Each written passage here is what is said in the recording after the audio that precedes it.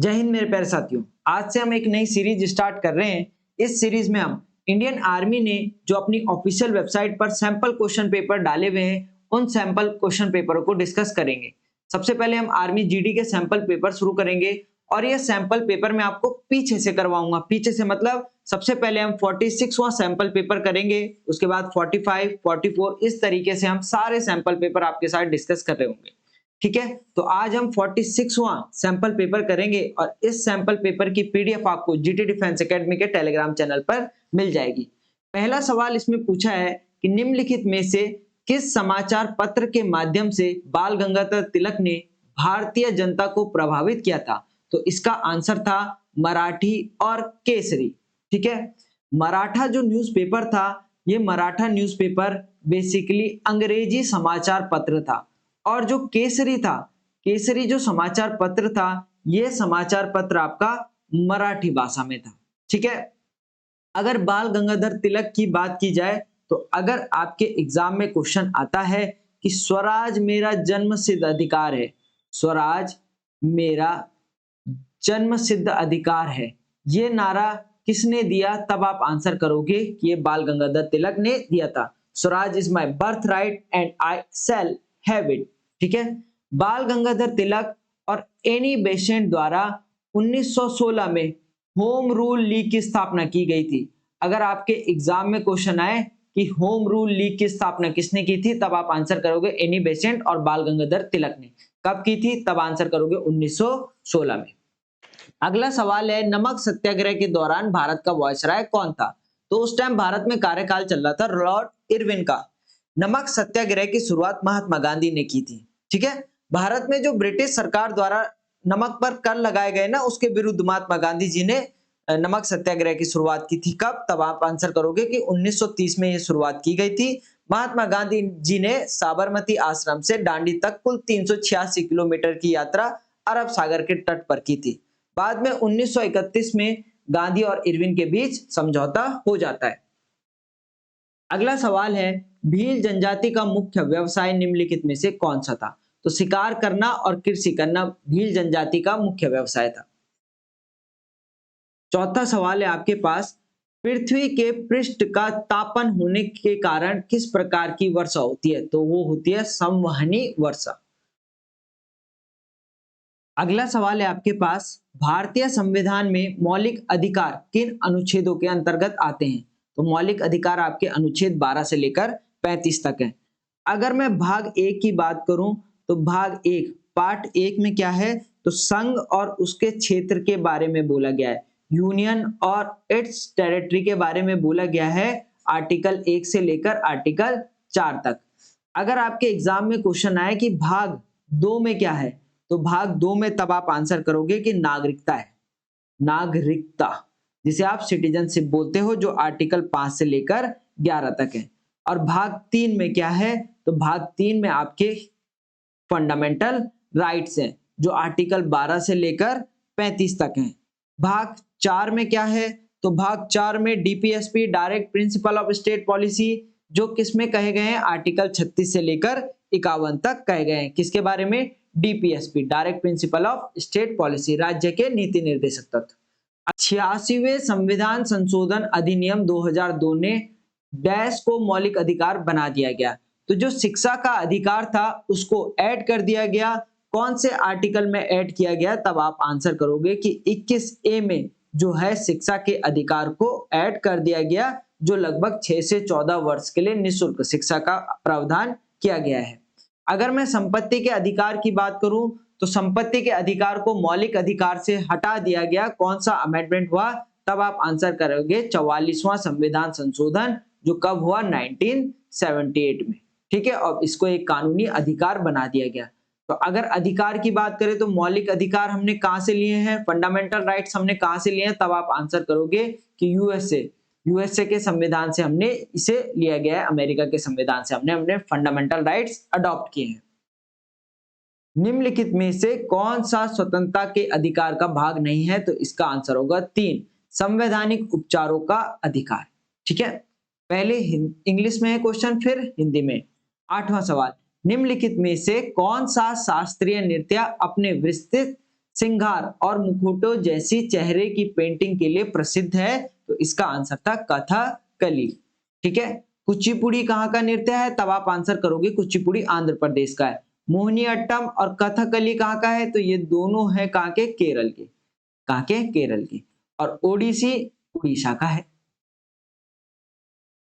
अगला सवाल, नवा सवाल आपसे कह रहा है कि पश्चिम बंगाल की कौन सी नृत्य शैली मार्शल आर्ट से प्रभावित है तथा इसमें कलाबाजियां भी शामिल हैं? तो वो कौन सा है? तब आप आंसर करोगे कि ये छऊ है। कौन सा है? छऊ। ये पिछले साल का करंट अफेयर का क्वेश्चन था, तो आपके काम का होगा नहीं, फिर भी मैं आपको आंसर बता देता हूं। नवंबर 2024 में छत्तीसगढ़ के किस राष्ट्रीय उद्यान को नया बाघ अभयारण्य घोषित किया गया? तो इसका राइट आंसर है गुरु घासीदास राष्ट्रीय उद्यान। अगला सवाल है आपके पास कि जनवरी 2025 में किस प्रसिद्ध फिल्म निर्माता को सत्यजीत रे लाइफ टाइम अचीवर अवार्ड मिला, अचीवमेंट पुरस्कार मिला? तो इसका आंसर था अपन्ना सेन। अगला क्वेश्चन है आपके पास, मार्च 2025 में मध्य प्रदेश के किस राष्ट्रीय उद्यान को भारत का 58वां बाघ अभयारण्य घोषित किया गया? तो यह था आपका माधव राष्ट्रीय उद्यान। अगला सवाल है, भारतीय सेना में एक ब्रिगेड में कितनी बटालियन होती है? तो एक ब्रिगेड में आपकी लगभग 3 बटालियंस होती है। अगला सवाल है, भारतीय नौसेना का सर्वोच्च अधिकारी हाईएस्ट रैंक ऑफिसर कौन होता है? तब आप आंसर करोगे कि सर ये होता है चीफ ऑफ नवल स्टाफ। अगर मैं एयरफोर्स की बात करूं तो एयरफोर्स का सबसे बड़ा अधिकारी होता है एयर चीफ मार्शल, जो कौन है? अमरप्रीत सिंह जी हैं। Air chief marshal Amarpreet Singh ji. ठीक है। चीफ ऑफ आर्मी स्टाफ कौन है? तो आप बोलोगे सर ये जनरल उपेंद्र द्विवेदी जी हैं। कौन है? जनरल उपेंद्र द्विवेदी जी। ठीक है। अगर आपके एग्जाम में क्वेश्चन आए चीफ ऑफ नवल स्टाफ कौन है, तब आप आंसर करोगे एडमिरल दिनेश कुमार त्रिपाठी जी या डी के त्रिपाठी जी। सीडीएस कौन है? चीफ ऑफ डिफेंस स्टाफ, तब आप आंसर करोगे सर ये कौन है? अनिल चौहान जी हैं। ठीक है। अगर आपके एग्जाम में क्वेश्चन आता है कि पहले सीडीएस कौन थे, तो तब आप आंसर करोगे कि पहले सीडीएस थे आपके बिपिन रावत जी। अब हम यहाँ पे डिस्कस करेंगे साइंस के क्वेश्चंस को। और साइंस में पहला क्वेश्चन है क्वेश्चन नंबर 16।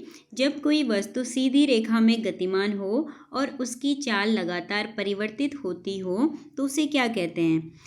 तो जब भी कोई वस्तु सीधी रेखा में गतिमान होती है तो उसमें रैखिक गति होती है, लीनियर मोशन होता है। अब वो कह रहा है कि उसकी चाल जो है वो लगातार परिवर्तित हो रही है। इसका मतलब उसकी जो चाल है वो एक समान नहीं है, उसकी स्पीड में क्या आ रहा है? चेंज आ रहा है। तो उसकी जो चाल होगी वो असमान होगी। तो इसका राइट आंसर हो जाएगा असमान रैखिक गति, क्योंकि चाल परिवर्तित हो रही है तो असमान गति है। और क्योंकि वस्तु सीधी रेखा में गति कर रही है तो यहाँ पे क्या हो जाएगा? रैखिक गति हो जाएगा। तो इसका राइट आंसर है असमान रैखिक गति। नेक्स्ट क्वेश्चन देखते हैं। और नेक्स्ट क्वेश्चन है यहाँ पे, विद्युत चुंबक किस सिद्धांत पर कार्य करता है? तो जो इलेक्ट्रोमैग्नेट होता है वो किस सिद्धांत पर कार्य करता है? तो वो करता है magnetic effect of electric current, यानी कि चुंबकीय विद्युत धारा के चुंबकीय प्रभाव पर ये काम करता है। विद्युत धारा के चुंबकीय प्रभाव पर magnetic effect of electric current के बेस पे आपका लाउड स्पीकर और विद्युत घंटे यानी कि इलेक्ट्रिक बेल भी काम करते हैं। नेक्स्ट क्वेश्चन देखते हैं। और नेक्स्ट क्वेश्चन है यहाँ पे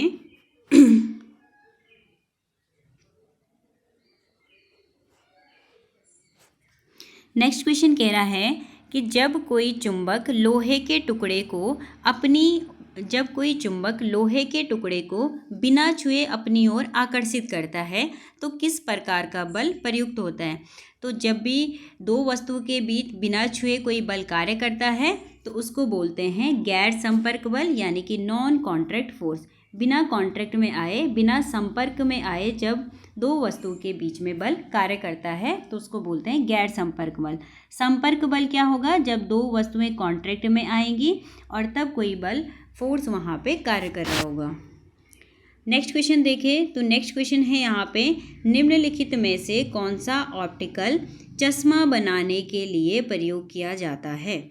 तो चश्मा बनाने के लिए जो प्रयोग किया जाता है वो किया जाता है लेंस। तो यहाँ पे ऑप्शन नंबर ए इसका राइट आंसर हो जाएगा। नेक्स्ट क्वेश्चन देखते हैं और नेक्स्ट क्वेश्चन है कि दी गई प्रक्रियाओं में से किसमें वाष्पीकरण महत्वपूर्ण है। क्रेयॉन से रंग भरना, जेल रंग से रंग भरना, एग्रीगेट से रंग भरना या फिर पेंसिल से रंग भरना। तो वाष्पीकरण क्या होता है, पानी का वाष्प के रूप में उड़ना वाष्पीकरण कहलाता है। तो जब आप जल रंग से जल भरोगे, जब आप वाटर कलर से कलर करोगे तो उसमें पानी की मात्रा रह जाएगी, तो उसको सुखाने के लिए वाष्पीकरण ज़रूरी है। तो इसका राइट आंसर हो जाएगा ऑप्शन नंबर 2। नेक्स्ट क्वेश्चन देखते हैं और नेक्स्ट क्वेश्चन है आपके पास, नेक्स्ट क्वेश्चन कह रहा है कि दिए गए चित्र में दर्शाया गया सेटअप निम्नलिखित में से किसके लिए प्रयुक्त किया जाता है। तो आपको यहाँ पे एक इमेज दे रखी है और इस इमेज में बोला गया है कि इस इमेज में क्या हो रहा है, निस्यंदन हो रहा है, निस्तारण हो रहा है, अवसादन हो रहा है या वाष्पीकरण हो रहा है। तो इस इमेज में निस्यंदन यानी कि फिल्ट्रेशन की प्रोसेस हो रही है। फिल्ट्रेशन या फिर निस्यंदन क्या होता है, जहाँ पे हमें ठोस पार्टिकल को लिक्विड पार्टिकल से अलग करना होता है। तो इस इमेज में ये आपके पास ठोस पार्टिकल अलग हो रहे हैं और लिक्विड पार्टिकल को यहाँ पे अलग किया जा रहा है, द्रव को अलग किया जा रहा है ठोस से। तो ठोस से द्रव को अलग करने की जो प्रोसेस होती है उसको बोलते हैं फिल्ट्रेशन यानी कि निस्यंदन। नेक्स्ट क्वेश्चन देखते हैं और नेक्स्ट क्वेश्चन कह रहा है यहाँ पे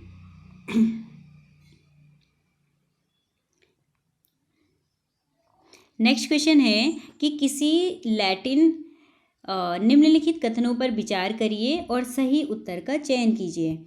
यहाँ पे कथन 1 कह रहा है कि शब्द एसिड लैटिन शब्द एसिड से लिया गया है जिसका अर्थ है खट्टा। तो ये बिल्कुल सही बात है। आपका जो एसिड शब्द है, जो अम्ल जिसका मतलब अम्ल होता है, ये एसिड शब्द लैटिन भाषा का शब्द है और जिसका अर्थ क्या होता है, खट्टा होता है। तो कथन ए आपका सही है।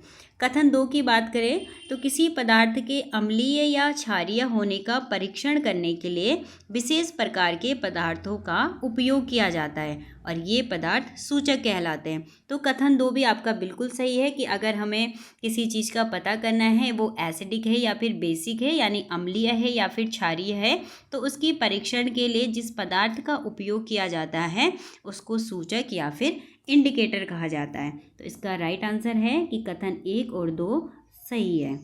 यहाँ पे कथन 1 भी सही है और कथन 2 भी सही है। नेक्स्ट क्वेश्चन देखते हैं और नेक्स्ट क्वेश्चन है यहाँ पे, लोहे में जंग लगना है। तो लोहे में जंग लगना क्या है, तो लोहे में जंग तब लगता है जब लोहा यानी कि आयरन ऑक्सीजन से अभिक्रिया करता है। तो आयरन का ऑक्सीजन के साथ अभिक्रिया करके आयरन ऑक्साइड में परिवर्तन होना लोहे में जंग लगने का कारण है। तो यहाँ पे इसका राइट आंसर हो जाएगा कि आयरन का इसके ऑक्साइड में रूपांतरण। आयरन जब ऑक्सीजन के साथ क्रिया करेगा तो आयरन ऑक्साइड बनाएगा। नेक्स्ट क्वेश्चन देखते हैं और नेक्स्ट क्वेश्चन है यहाँ पे कि सब्जियों और फलों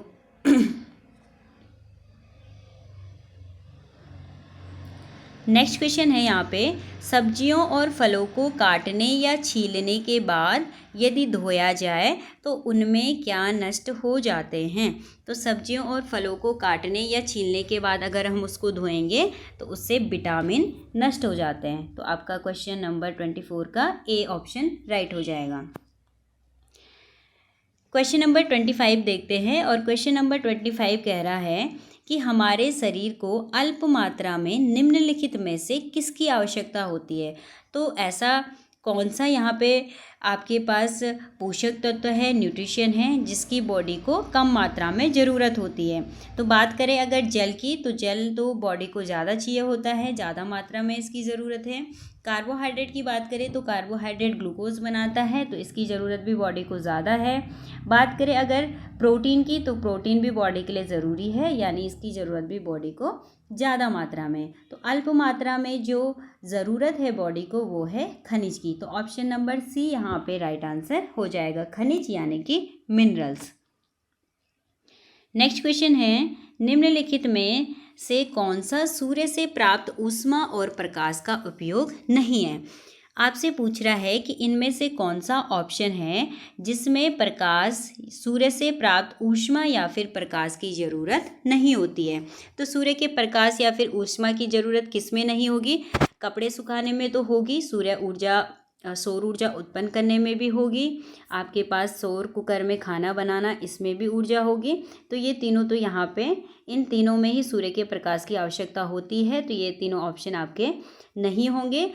आपके पास है ऑप्शन नंबर सी, घरों को ठंडा करना। तो घरों को ठंडा करने के लिए प्रकाश या फिर ऊष्मा की ज़रूरत नहीं है, तो यहाँ पे ऑप्शन नंबर आपका सी राइट आंसर हो जाएगा, क्योंकि आपसे पूछ रहा है कि नहीं है, जिसमें प्रकाश की ज़रूरत नहीं है। तो ऑप्शन नंबर सी यहाँ पे राइट आंसर हो जाएगा। नेक्स्ट क्वेश्चन देखते हैं, और नेक्स्ट क्वेश्चन कह रहा है यहाँ पे,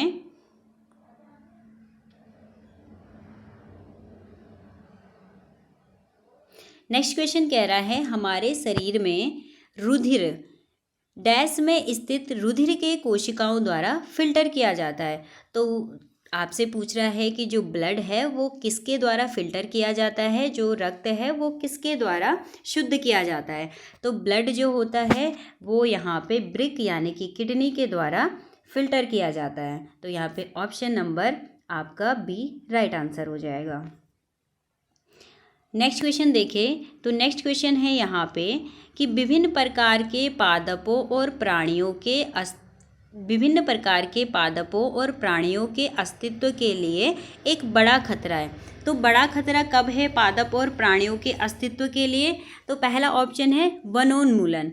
वनोन्मूलन का मतलब है डिफोरेस्टेशन, और डिफोरेस्टेशन का मतलब होता है पेड़ों का कटना। तो यहाँ पे इसका राइट आंसर हो जाएगा ऑप्शन नंबर ए, पेड़ों का कटना, यानी कि वन उन्मूलन या फिर डिफोरेस्टेशन। तो जब पेड़ कटेंगे तो उससे पादप और प्राणियों के अस्तित्व को खतरा है। बात करें ऑप्शन नंबर बी की, वनरोपण की, तो वनरोपण का मतलब होता है अफॉरेस्टेशन, और अफॉरेस्टेशन का मतलब होता है पेड़ पौधों को ग्रो कराना। तो पादप प्लांट को लगाना, पौधे को लगाना, इससे कोई खतरा नहीं है, तो ये आपका ऑप्शन नहीं होगा। बात करें ऑप्शन नंबर सी की, पुनर्वनरोपण। पुनर्वनरोपण या रिफॉरेस्टेशन का मतलब है एक जगह से पौधों को निकाल करके दूसरी जगह पे लगाना। तो इससे भी प्राणियों के अस्तित्व को कोई खतरा नहीं है। तो यहाँ पे जो फोर ऑप्शन की बात करें, राष्ट्रीय उद्यान, नेशनल पार्क, तो नेशनल पार्क से भी कोई खतरा नहीं है। तो यहाँ पे राइट ऑप्शन हो जाएगा ऑप्शन नंबर ए, यानी कि वन उन्मूलन या फिर डिफोरेस्टेशन। डिफोरेस्टेशन मतलब पेड़ों का कटना। नेक्स्ट क्वेश्चन देखते हैं, और नेक्स्ट क्वेश्चन है यहाँ पे, निम्नलिखित में से कौन सा जानवर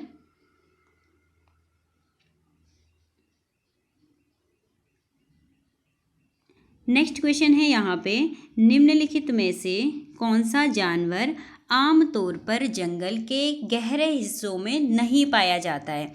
तो जंगल के गहरे हिस्सों में कौन नहीं पाया जाता है? तो आपका ऑप्शन है ऊंट, बाइसन, शियार या फिर सेही। तो यहाँ पे राइट ऑप्शन हो जाएगा ऊंट, यानी कि कैमल। कैमल जो होता है वो आपके फॉरेस्ट में नहीं पाया जाता है, जंगलों में नहीं पाया जाता है, बल्कि ये मरुस्थल यानी कि डेजर्ट में पाया जाता है। तो ऑप्शन नंबर ए इसका यहाँ पे राइट आंसर हो जाएगा। नेक्स्ट क्वेश्चन देखें, तो नेक्स्ट क्वेश्चन है यहाँ पे कि एड्रेनलिन उत्पादन के अलावा अधिवृक्क ग्रंथियाँ और क्या कार्य करती हैं। जो एड्रेनलिन ग्लैंड्स होती हैं ये एड्रेनलिन का उत्पादन करती हैं, लेकिन इसके अलावा ये और क्या कार्य करती है? तो इसका सही आंसर हो जाएगा रुधिर में सही लवण संतुलन बनाए रखना। सॉल्ट का बैलेंस ये ब्लड में करती है, तो ऑप्शन नंबर ए इसका राइट आंसर हो जाएगा। बात करें अगर ऑप्शन नंबर 4 की, इंसुलिन का उत्पादन करना, तो इंसुलिन का उत्पादन करने का जो काम है ये है पैनक्रियास यानी कि अग्नाशय का। तो यहाँ पे इस क्वेश्चन का राइट आंसर हो जाएगा ऑप्शन नंबर ए। अगला सवाल मैथमेटिक्स का है।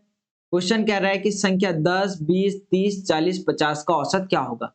आपको औसत का फॉर्मूला पता होना चाहिए।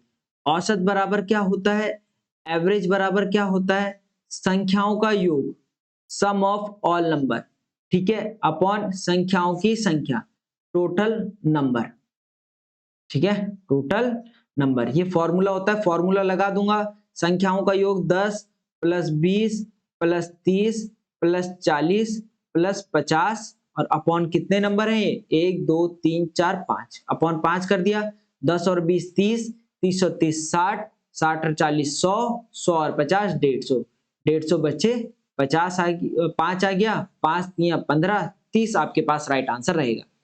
याद रखना कभी भी संख्याओं का अंतर क्या हो, सेम हो, तो इसके लिए एक शॉर्ट फॉर्मूला होता है एवरेज का। वो क्या होता है, पहली संख्या एवरेज इक्वल टू औसत बराबर पहला नंबर प्लस लास्ट नंबर अंतिम संख्या बटे 2। पहली संख्या थी 10, अंतिम संख्या थी 50, पहली 10 हो गई अंतिम 50 हो गई और उसका कर देते हैं आधा, मतलब 60 बटे 2, कितना आ गया 30। पर ये फॉर्मूला कब लगेगा, जब इन नंबर्स का डिफरेंस क्या हो, सेम हो, अंतर क्या हो, सेम हो। आगे सवाल कह रहा है कि 20 संख्याओं का औसत 8 है, तो 20 संख्याओं का औसत 8 है तो सम हो जाएगा 8 दूनी 16 160। उनमें से प्रथम 10, इन 20 में से जो पहली 10 है, प्रथम 10 है, उनका औसत 10 है, तो पहली 10 संख्याओं का सम आ गया 100, ठीक है। अब 20 में से 10 गया तो कितना बचा 10, वो कौन सी बची, अंतिम 10 बची, तो अंतिम 10 का सम कितना आएगा, 160 में से 100 गया तो ये आ जाएगा 60। तो 10 संख्याओं का योग आया कितना 60। आपसे क्या बोल रहा है कि अंतिम 10 का औसत निकालो, तो एवरेज बराबर क्या होता है, औसत बराबर क्या होता है, मैंने अभी आपको बताया योग। तो अंतिम 10 का योग आया 60 और टोटल कितने नंबर है 10, तो एवरेज कितना आ गया 6। एवरेज कितना आ गया 6, तो ऑप्शन पहला इसका राइट आंसर रहता। आगे आपके पास सिंपल इंटरेस्ट का क्वेश्चन है, साधारण ब्याज का क्वेश्चन है। जब नाम ही साधारण है तो क्वेश्चन भी साधारण ही होगा। साधारण ब्याज जिसे आप बोलते हो सिंपल इंटरेस्ट, क्या होता है फॉर्मूला, प्रिंसिपल मूलधन इनटू रेट दर इनटू टाइम समय अपॉन 100, बस थोड़ा कैलकुलेटिव था, ठीक है। 2000 रुपए की धनराशि है तो प्रिंसिपल हो गया 2000, रेट कितना है 76%, 76% और टाइम कितना है 37 ईयर अपॉन 100। 2 जीरो से 2 जीरो काट देते, बचता क्या 20 गुणा 76 गुणा 37। अब इनकी मल्टीप्लाई करनी थी तो पहले मैं 37 की मल्टीप्लाई कर देता हूँ 76 से, इस तरीके से बचपन से करते हुए आ रहे हैं, करेंगे 6 सत्ते 42, कैरी 4, 6 तियां 18, 18 और 4 होता है 22, 7 सत्ते 49, कैरी हो गया 4, 7 तियां 21 और 21 और 4 होता है आपके पास कितना 25, 2 9 और 2 11, कैरी 1, 5 और 2 7 और 1 8 और 2, ये आ गया 2812। अब इसकी मल्टीप्लाई करनी है 20 से तो 2 से कर दो, 2 1 2 2 जा 4, 2 1 जा 2, 8 दूनी 16, कैरी 1, 2 दूनी 4 और 1 5 और एक जीरो लगा दो बस, 56240, 56240 ऑप्शन ए आपके पास राइट आंसर रहता। अगला सवाल आपसे कह रहा है कि यदि 581 स्टार 9 एक 5 अंकीय संख्या है जो 9 से पूर्णतः विभाज्य है, तो स्टार के स्थान पर आने वाली सबसे छोटी पूर्ण संख्या क्या होगी। तो आपको 9 का विभाजिता का नियम पता होना चाहिए कि 9 का विभाजिता का नियम कहता है कि किसी भी संख्या या अंकों का योगफल 9 से विभाज्य है, वो पूरी संख्या 9 से डिविजिबल होगी। कैसे, अगर मैं बोलूं 27 9 से विभाज्य है तो आप बोलोगे 9 की टेबल में आता है तो 9 से विभाज्य होगा, 9 तिया 27। तो आप इसे ऐसे भी कर सकते हो, इन दोनों को जोड़ोगे 7 और 2 कितना होता है 9, अगर ये 9 9 से विभाज्य है तो ये 27 भी 9 से विभाज्य होगा, ठीक है।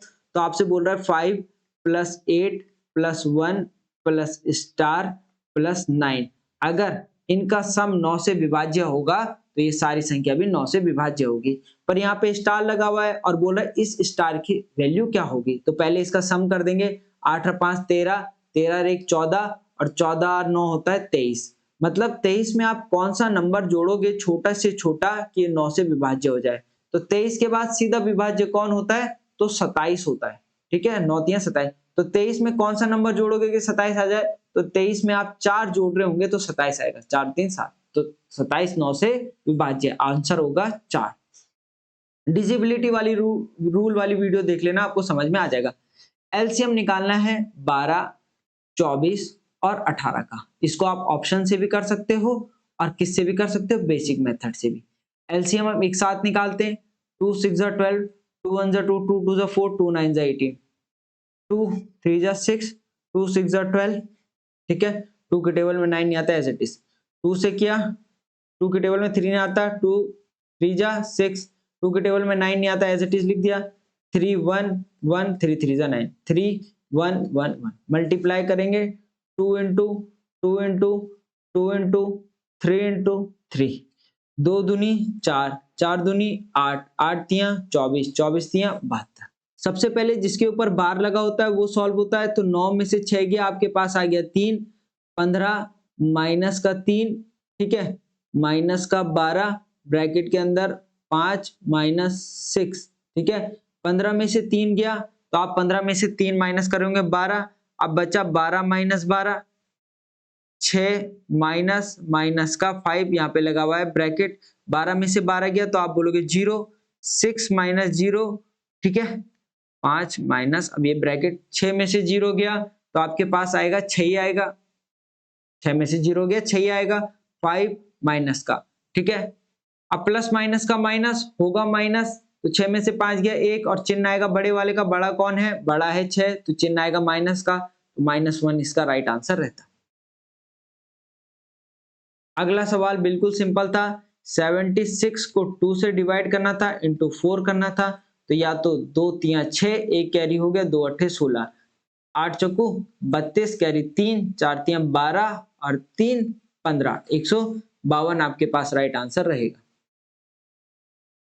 एक पौधा 10 सेंटीमीटर लंबा था, एक सप्ताह बाद यह पौधा 1 सेंटीमीटर लंबा हो गया। पौधे की लंबाई में कितने % की वृद्धि हुई, ठीक है। तो परसेंटेज वृद्धि कैसे निकालते हैं, प्रतिशत वृद्धि, परसेंटेज इंक्रीज, INCREASE।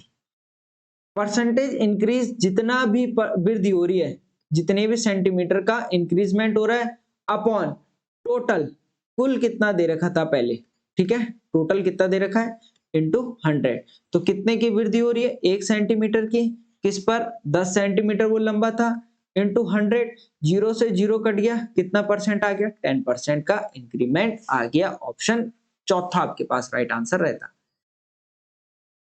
एक दुकान में 50 गुब्बारे थे, तेज हवा के कारण 10% गुब्बारे उड़ गए, दुकान में कुल कितने शेष बचे, तो या तो 50 का 10% निकाल दो, ये क्या आ जाएगा, उड़ गए गुब्बारे आ जाएगा, तो 50 गुणा 10 बटे 100, 2 जीरो से 2 जीरो कट गए, तो 5 गुब्बारे उड़ गए, तो 50 में से 5 गुब्बारे उड़ गए तो बचे 45, टोटल 100% होते हैं। दूसरा तरीका, टोटल कितना % होता है, 100%, 10% उड़ गए तो टोटल 100 में से 10% उड़ गए तो बचे कितने, 90% बच गए, तो या तो 50 का सीधा 90% निकाल देते, बचे हुए गुब्बारे आ जाते, 50 गुणा 90 बटे 100, 2 जीरो से 2 जीरो कट गए, 5 9 45 बच गए। तो आप इस तरीके से भी कर सकते थे और इस तरीके से भी कर सकते थे। 45 बलून्स इसका राइट आंसर रहता। ए बी का रेशो आपको दे रखा है 59:70 और बी ए का रेशो पूछ रहा है, तो बी कितना है, तो बी 70 है और ए कितना है 59, 70:59 है कहीं, ऑप्शन ए आपके पास राइट आंसर रहता। किसी कक्षा में 10 लड़के हैं, बॉयज कितने हैं, 10, ठीक है, और गर्ल्स कितनी है, लड़कियां कितनी है, लड़कियां हैं 20, तो इनका अनुपात पूछा था, 0 से 0 कट जाता, तो आपसे लड़कों और लड़कियों का अनुपात 1:2 आपके पास राइट आंसर रहता है। एक साइकिल 5 मीटर पर सेकंड के नियमित चाल से चलती है, 2 सेकंड में कितनी दूरी तय करेगी, तो 5 मीटर पर सेकंड मतलब 1 सेकंड में 5 मीटर चल रही है, तो 2 सेकंड में 10 मीटर चलेगी, कहाँ गया 10 मीटर। इसी तरीके से है कि आप 1 सेकंड में 5 मीटर चल रहे हो तो 2 सेकंड में कितना चलोगे, 10, ऑब्वियस बात है 10 मीटर चलोगे। ये थोड़ा सा अच्छा सवाल है कि मोहन की वर्तमान आयु रिंकी की आयु की 4 गुनी है, 10 वर्ष बाद रिंकी की आयु मोहन की आयु की 1/3 हो जाएगी, उनकी वर्तमान आयु का योग ज्ञात करो। ठीक है, इसमें अगर आपको इक्वेशन बनाना आ गया तभी आप इसे कर सकते हो। पहले इक्वेशन बना देता हूँ। मोहन की वर्तमान आयु रिंकी की 4 गुनी है, तो मोहन जो है रिंकी का 4 गुना है, तो रिंकी का 4 गुना रिंकी x हो जाएगी, मोहन 4 गुना हो जाएगा 4x। यहाँ पे लिख देता हूँ, ये हो गया मोहन और ये हो गया रिंकी। ठीक है, मोहन आ गया 4x और रिंकी आ गई x। आगे क्या रहा है 10 वर्ष बाद, तो 10 वर्ष बाद मोहन की आयु बढ़ेगी तो 10 वर्ष रिंकी की भी आयु बढ़ेगी। ये इस तरीके से है कि अगर मेरी आयु 10 वर्ष बढ़ रही है तो मेरे माताजी की भी 10 वर्ष बढ़ेगी, मेरे पिताजी की भी और मेरे भाई की भी। मतलब परिवार के हर सदस्य की आयु बढ़ेगी। 10 वर्ष बाद रिंकी की आयु मोहन की आयु की 1/3। रिंकी की जो आयु है वो मोहन की आयु की 1/3 रह जाएगी। इसके मोहन की आयु के 1/3। अब ये 3 कहाँ चले जाएगा? 3 इसके साथ चले जाएगा। तो यहाँ से आप क्या कह रहे होंगे कि 3 ऊपर चले गया तो ये आ गया 4x plus 10 equal to 3 into x 3x plus 10 तियां 30।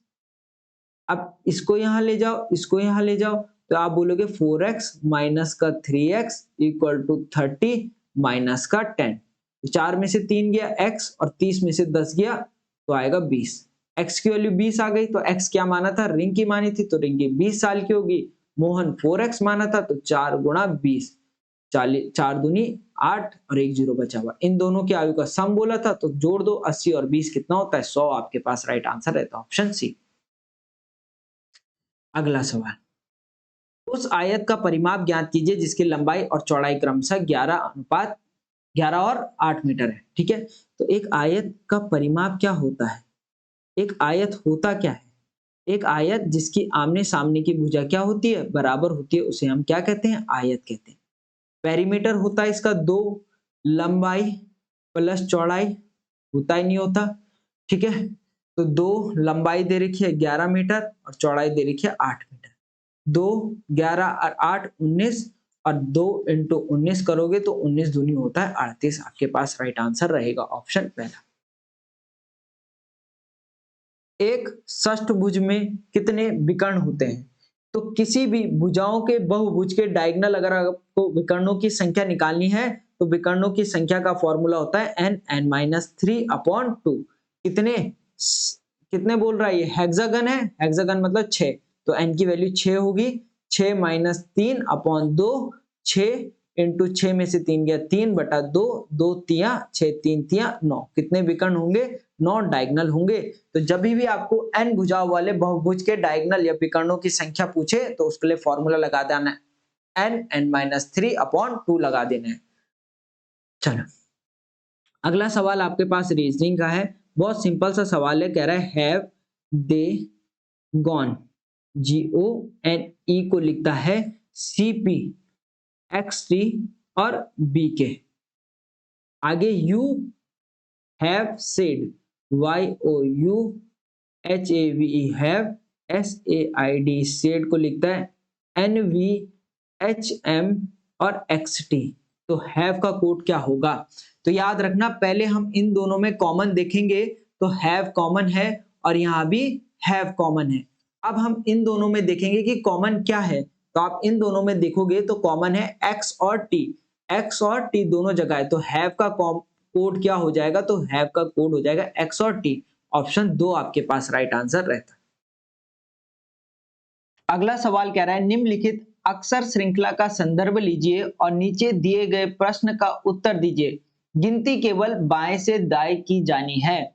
बाएं से दाएं मतलब ये कोई रो है, इसमें लेटर लिखे हुए हैं और ये होता है आपका लेफ्ट हैंड साइड बायां पक्ष और ये होता है राइट हैंड साइड दायां पक्ष।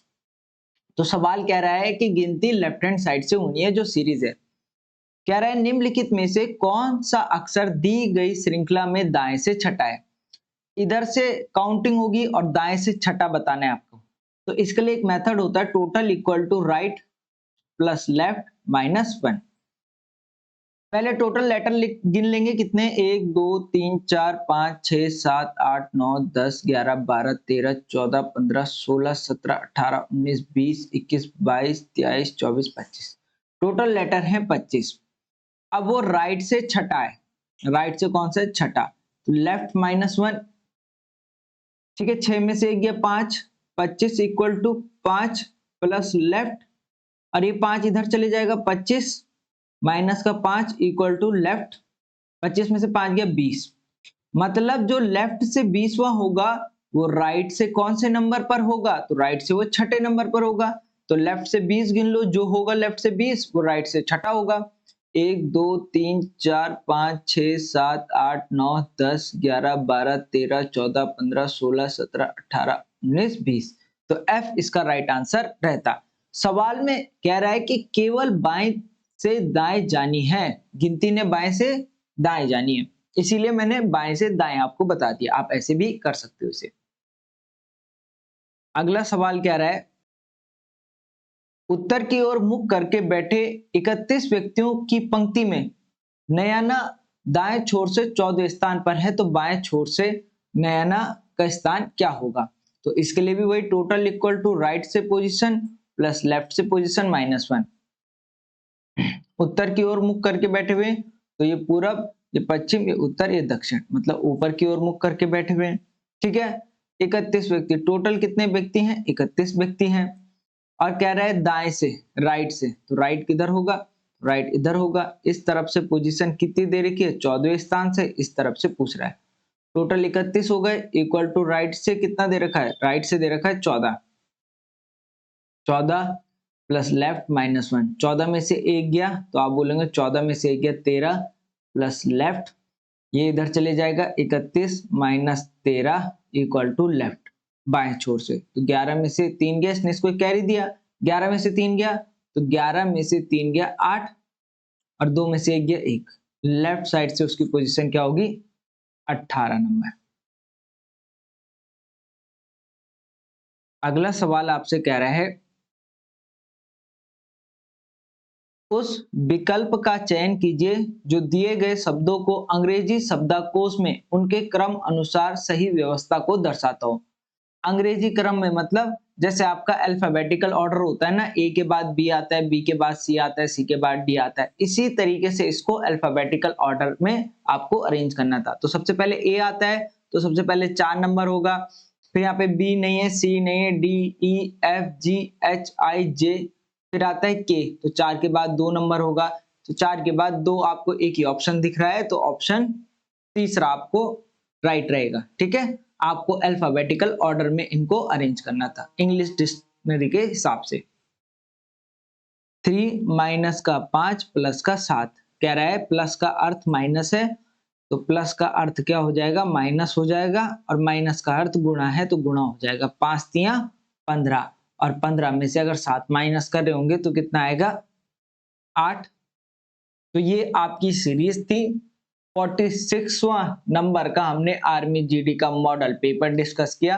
कमेंट सेक्शन में बता दीजिएगा कि आपको ये मॉडल पेपर कैसा लगा। बाकी मिलते हैं आपसे नेक्स्ट वीडियो में, तब तक के लिए जय हिंद।